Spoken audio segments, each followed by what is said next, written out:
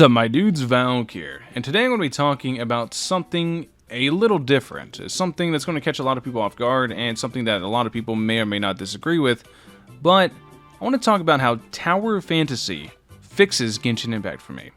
Now, what do I mean by this? I mean, just look at Genshin. This game absolutely kills it with its breathtaking vistas and a fantastic story. I love the story in this game. I do. I'm very interested in the Travatar's adventures across Teyvat to go ahead and reunite with their sibling and uncover the mysteries of Celestia as to what the unknown god wanted with them to begin with. Yes, I remember the unknown god from 2 years ago. I haven't forgotten about you. You cast me down here. Explain yourself, please. But I also am very wanting a lot of MMO aspects of the game. I've been asking for raids for God knows how long, more challenging aspects to go ahead and kind of come up with creative team comps to be able to try to overcome obstacles that they throw at us, and the most difficult thing they ever did was making an abyss that goes ahead and melts your HP because they wanted to sell the newest healer, Kokomi. So that's probably the most challenging abyss they've ever done, and even then it was not that difficult. The game fundamentally is just very easy. It has a very deep and cool, very great combat system that's very fun to use by combining different elements and different characters to create interesting combos and try to wipe stuff as fast as possible. Would be very fun if it had more interesting mechanics very similar to an MMO. But it doesn't, and I've come to the realization that a long time ago. Now, in comes Tower Fantasy. Controversy and all. Game that actually rips assets straight out of other games. It literally says Valkyrja right there and goes ahead and uses them.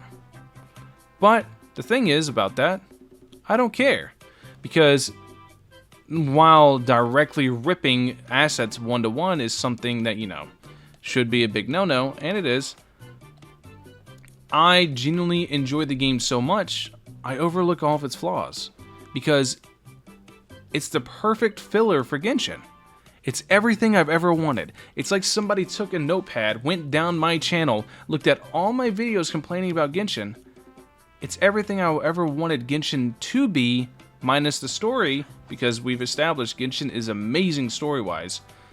It's everything I've wanted Genshin to be, while retaining enough similarity to Genshin to the point where it fills that void. So now, whenever Genshin new story comes out, like when Sumeru drops, I'm very excited for the new story. I'm going to go ahead and play the story until I run out of content, then go right back to Tower Fantasy, a game that wants me to play it upwards of 10 hours a day. I have been streaming on Twitch, no-lifing like crazy, upwards of 10 hours a damn day, and I have yet to run out. I've still been playing it. There's so much stuff to do. I've been farming vehicle pieces constantly. I've been doing chest runs, exploration, etc. I've been incredibly lucky on my free-to-play account too. Well, it's not free-to-play anymore. I got the battle pass and the monthly pass. Sorry to all the believers. I'm not going to probably won't wail on it. Might get like one copy of each character for YouTube purposes, but I'm never wailing on that account. I'm never wailing on that game. But there are a lot of controversies. There are a lot of issues with the game, but at the same time, it's doing what it excels at is exactly what I've always wanted from Genshin. It has a very similar combat to Genshin, but it's more so like Honkai or Punishing Grey Raven. And until Weathering Waves, it's going to have to weather the storm. But it's going to have to last because it fills a lot of the holes. It has raids, it has a bunch of co-op, there's a bunch of community involved with it, and it's a genuinely good game, and it's fixed all my issues with Genshin.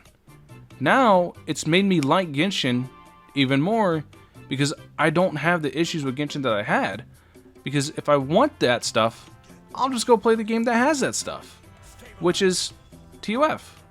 If I want raids, if I want like difficult content to where I have to be very focused and mindful of what team I'm using, and it's something that barely anybody can actually clear because it's so damn difficult, I'll go play TOF. It's right there. But if I want a fantastic story and I want to know what happens with the Travatar and their adventures, well, hell, every 6 weeks I'll fire up Genshin, and here it is. So yeah, I wanted to make this video because I thought it was a really interesting realization I came to. The fact that TOF, while a lot of people are like, oh, it's a Genshin competitor, which I want to talk about in a different video, you guys would be surprised at the amount of numbers TOF is pulling in right now. The amount of people it's taking away. I'm genuinely shocked myself. But it's still the first like week or so honeymoon period. We'll check on it within a month, but I do want to make a video talking about the way it is right now. But the thing is that it genuinely solves a lot of the issues I had with Genshin. I just go play TOF now, and I don't expect those things from Genshin anymore because I have them in a different game. It's not that hard to juggle two different games, especially when one demands only about 15-30 minutes of playtime, and the other wants you to sit there and play it for hours and hours and hours. It's not that hard to juggle them. But Genshin, being the casual game that it is, makes it very easy for me to just go pick up TOF and do all the multiplayer aspects that I've wanted to. So yeah, that's basically the video. You guys can tell probably by the videos coming out, I'm in a much better mood these days because I am genuinely enjoying myself. I'm enjoying myself in TOF. I'm thoroughly excited for the continuation of the Sumeru's story, and I'm just having a good time. And I wanted to take this moment to thank all of you guys for supporting me or watching me, even if you don't like me. If you just hate watch me, by all means do it. If you disagree with all my opinions on everything and you think I'm a total POS, by all means. I still want to take this moment to thank all of you guys for being along with this journey for almost 2 years now.